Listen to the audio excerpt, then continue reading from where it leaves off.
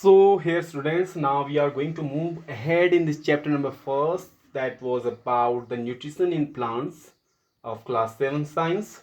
So in the previous video I have taught you about the different kinds of heterotrophic plants. I taught you there about three types of heterotrophic plants.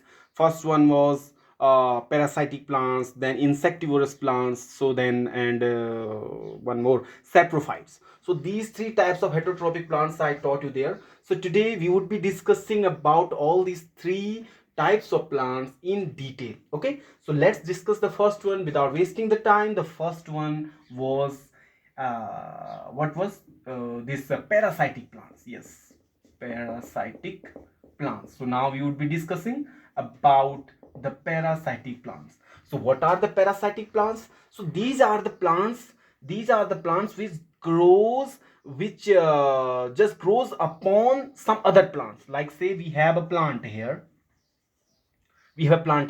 and the parasitic plants will grow over this plant. This will be known as the parasitic plant. This is one plant, and the upside one is another plant. Okay, so this will be called the parasitic plants. So this plant does not make its own food, rather it extract or it takes the food from the food that was made by this one plant. The food that has been made by this one plants will be eaten by the parasitic plant which is grows over this plant. So these parasitic plants eats up all the nutrients which was which was found by this one plants. Okay, so this will be called the parasitic plants.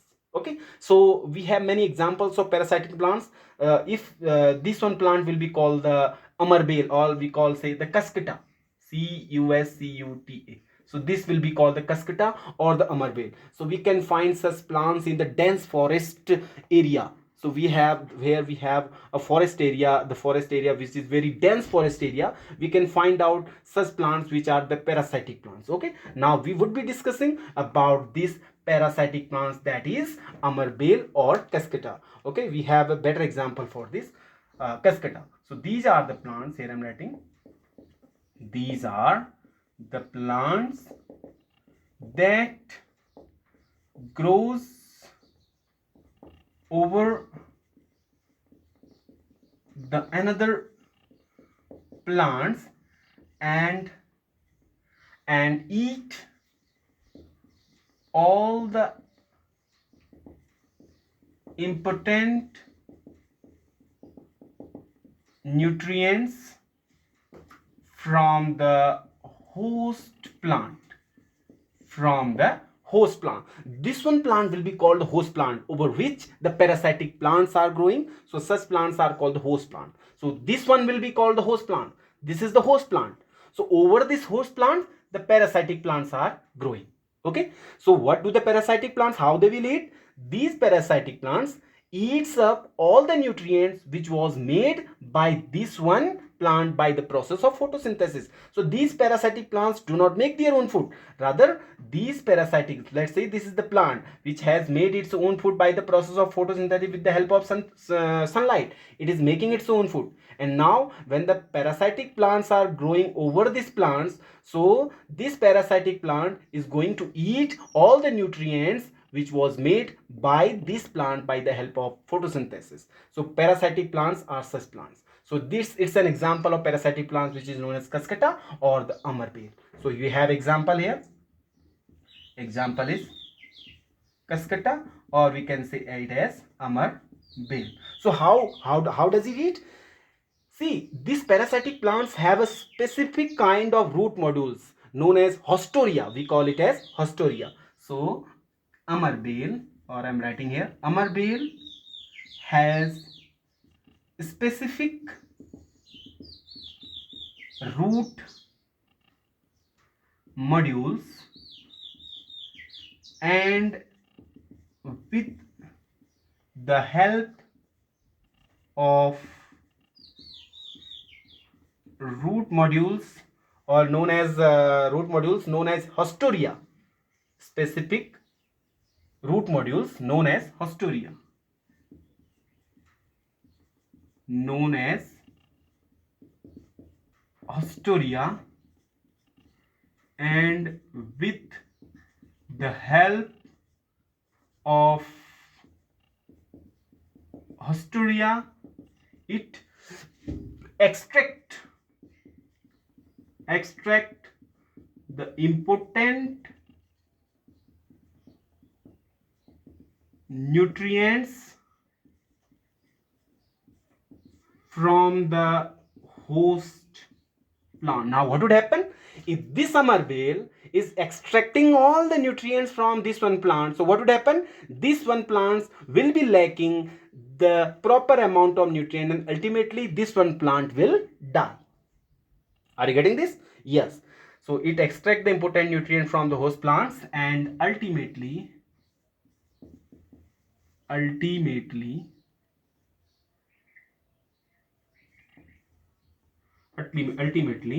the host plant dies. Why this so? Because it is having the lack of nutrients then. Because all the nutrients which are formed by the process of photosynthesis by this one plant has been extracted by the Cuscuta or the amarville. Okay, it's a specific yellow colored plant, yellow colored growth over the plant. You must have seen somewhere in the dense forest region. Such things you can see there. Okay, so it was an example of parasitic plants. Some other examples are also there of the parasitic plants. Here you can see like the Rafflesia. Rafflesia is such an example, and one more example, that is the Australian Christmas tree. Australian Christmas tree is also an example of parasitic plants. Okay, so the parasitic plants, they do not make their own food. Rather, they depends upon the other plants for their food. They cannot make their own food by the help of photosynthesis. Rather, they just grow over some other plants. Okay, and they eat the nutrients which was made by the host plant, and then the host plant ultimately dies. Okay, so such plants are called the parasitic plants. So now we will be discussing the other type of heterotrophic plants, which was insectivorous plants. Write it down. Now if you have written, now we will move ahead.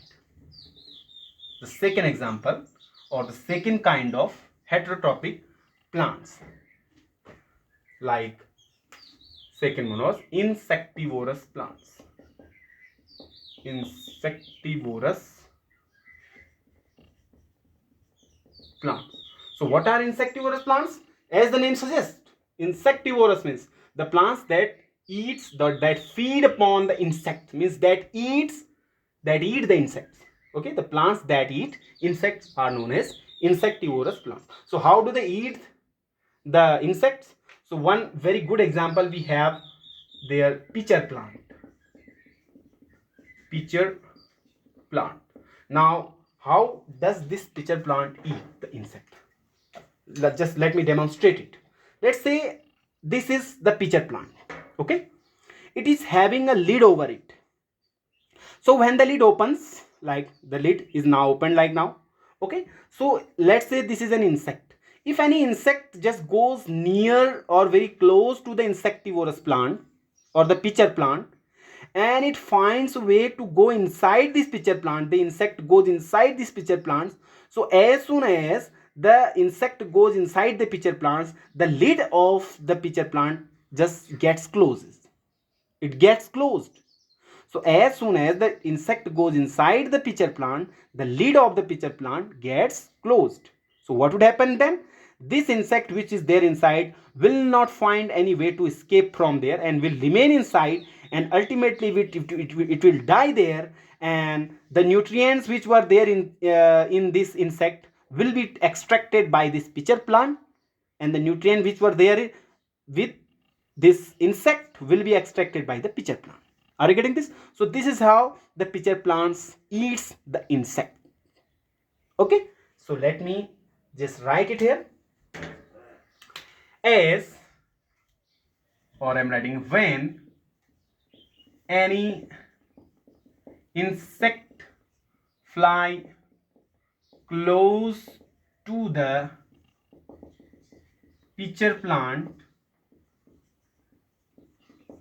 okay, and goes inside to the pitcher plant, the lid of the pitcher plant gets closed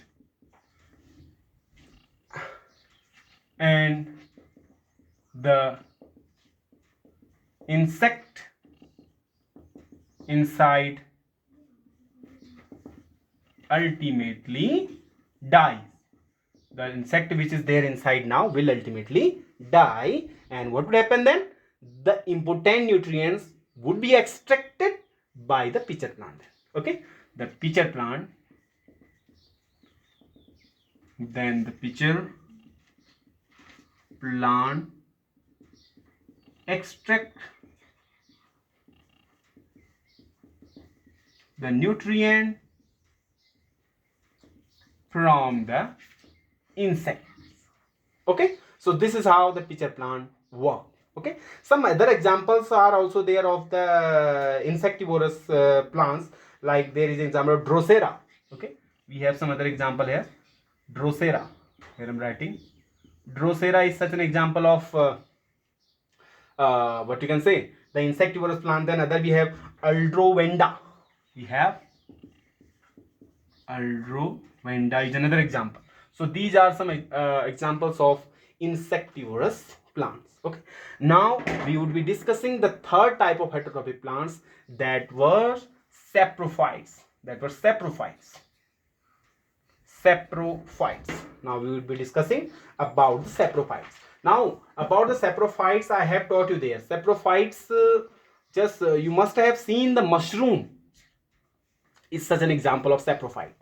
So saprophytes are the plants, like in the first case we have read about the parasitic plants. So parasitic plants, what do they eat? They eat the nutrients which are made by the another plant. So they grows upon the another plants. Okay, now insectivorous plants are eating the insects, and the saprophytes will feed upon the dead organism or the decaying organism. Anything you can see, the dead organism or the rotten wood, if you see anywhere. So in the rainy season you might have seen some fluffy umbrella like structure. So these structures are known as white color. So these structures are called the mushrooms. So these mushrooms are such an example of saprophytes that we would be discussing right now here. So third one is saprophytes. Okay, so a very good example is here of mushroom. Okay, example is mushroom. So these are the plants, these are the plants that feed upon the dead and decaying organism,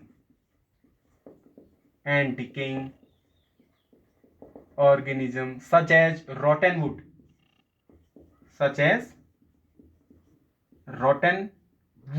So if you have somewhere rotten wood, so in the rainy season you might have seen, when the season is rainy season, so you might have seen some fluffy umbrella like structure over the rotten wood, fluffy umbrella like structure like this umbrella like structure. So this is called the mushroom.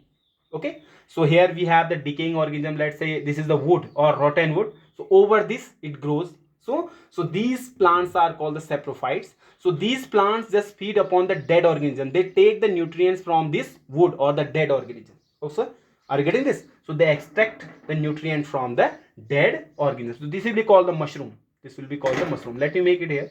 You also make it. Okay. They extract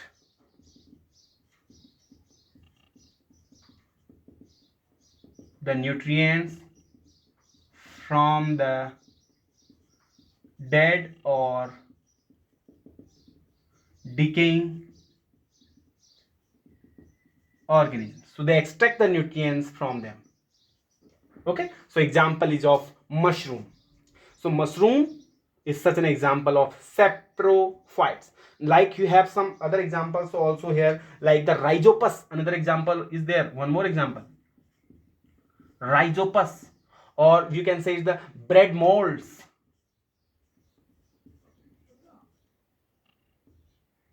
molds, bread molds. So bread molds or the rhizopus is what you must have seen. If you just keep a piece of bread outside for 4 or 5 days, a piece of bread, keep this piece of bread or roti chapati whatever outside for 4 or 5 days, then you would see a kind of yellow, this green structure. You would have seen this, a kind of green structure over the bread. So this green structure is known as rhizopus. It's kind of fungi. It's known as rhizopus. So this rhizopus gets, it's like this rhizopus is also a plant, okay, which is found there over the bread. Okay, so this is rhizopus, this green structure one. So this rhizopus eats the nutrient from the bread. Okay, it takes the nutrients from the bread. So this is known as the rhizopus. Okay, so here you have some other example of like yeast. Yeast is also an example. So these are some examples of saprophytes. Are you getting this? Good. Now we would be discussing some other topics of this chapter. Keep till then, keep watching. Okay, and one more thing, let me tell you, keep sharing the link of our channel of our school, that is Mission School Parivar. Okay, okay then.